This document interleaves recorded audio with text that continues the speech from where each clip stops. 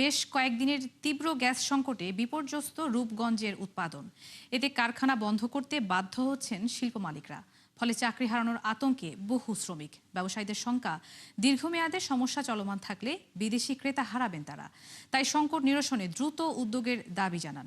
রিয়াজ হোসেনের তথ্য ও ছবিতে প্রতিবেদন।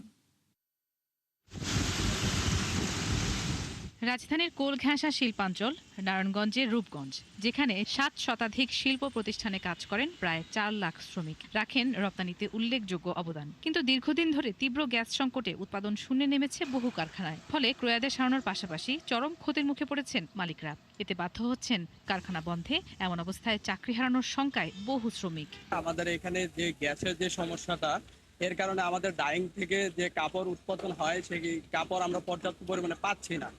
তার কারণে আমাদের উৎপাদন খাতে অনেক সমস্যা হচ্ছে। বেতন পাচ্ছি না, আর চাকরি থাকে কিনা নিয়েও আমাদের অনেক চিন্তা করতে হচ্ছে। শিল্প কারখানাগুলোতে গ্যাসের চাপ ন্যূনতম 10 থেকে 15 পিএসআই থাকার কথা থাকলেও মিলছে সর্বোচ্চ 2 থেকে 3 পিএসআই।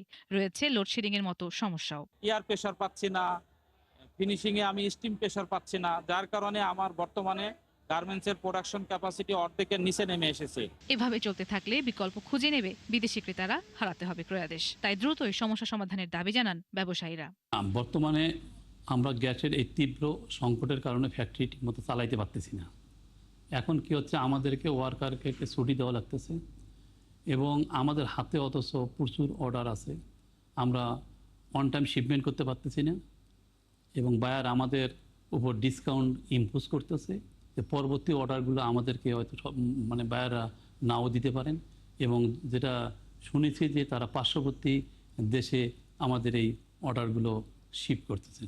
এদিকে গ্যাস সংকট সমাধানের বিষয়ে জানতে চাইলে মন্তব্য করতে রাজি হননি তিতাস রূপগঞ্জ শাখার কোনো কর্মকর্তা। নুজহাত রাহনুমা, ৭১।